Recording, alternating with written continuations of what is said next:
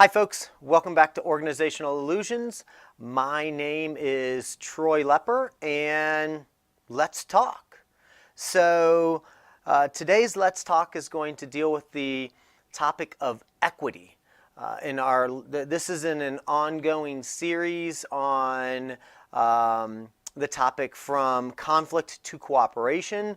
How does a workplace create inclusive environments?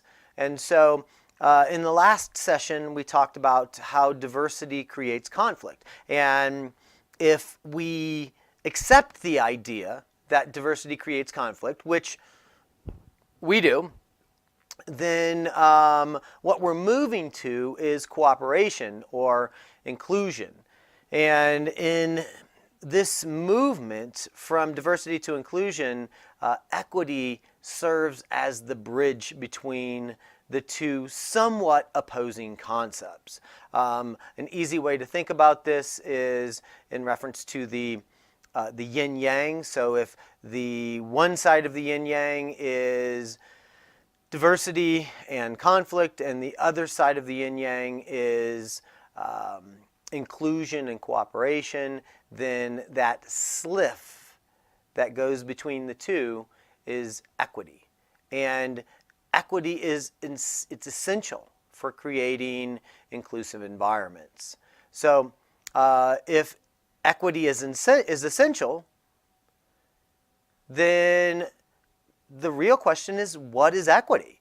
Well, equity, if we just think about equity in its simplest form, equity is fairness.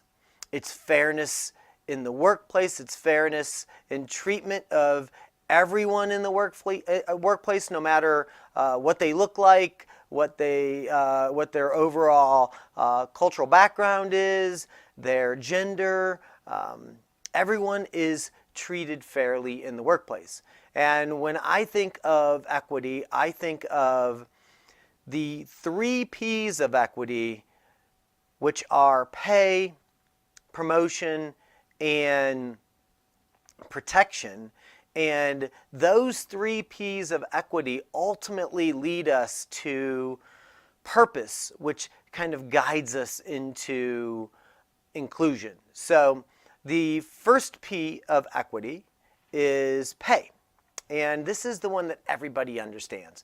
Am I being paid the same amount of money that a person that is doing the same job as me in the same workplace is being paid?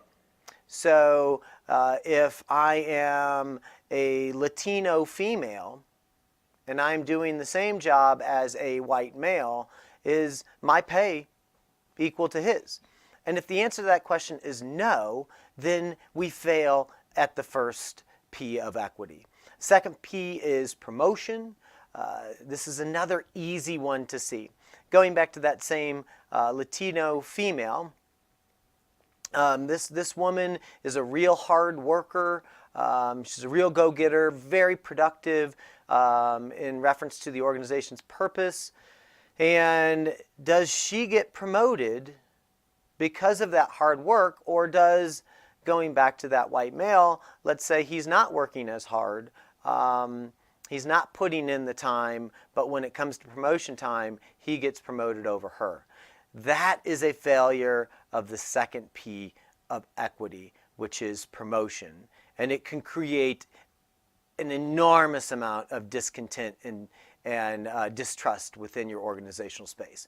And then the last P is a P that we've really started talking about more recently, which is protection. And this is coming out of the hashtag #MeToo movement, and it's saying essentially that everyone should have equal protection within the workspace, and this equal protection should extend to everyone equally. So no one should be discriminated within the workplace. No one should be verbally or sexually assaulted, harassed, or abused within the workspace. And if those things happen, then then the protections of the workspace should cover all people. And what we know today is that that has not been the case. especially in reference to gender. But we could say the same thing for race and ethnicity as well. So those are the 3 P's of equity. They ultimately lead to purpose. So if our workspace succeeds with pay, promotion, and protection, then people are much more likely to find purpose, meaningful purpose within their workspace, which is what we'll get into in the last section of this series, which is inclusion.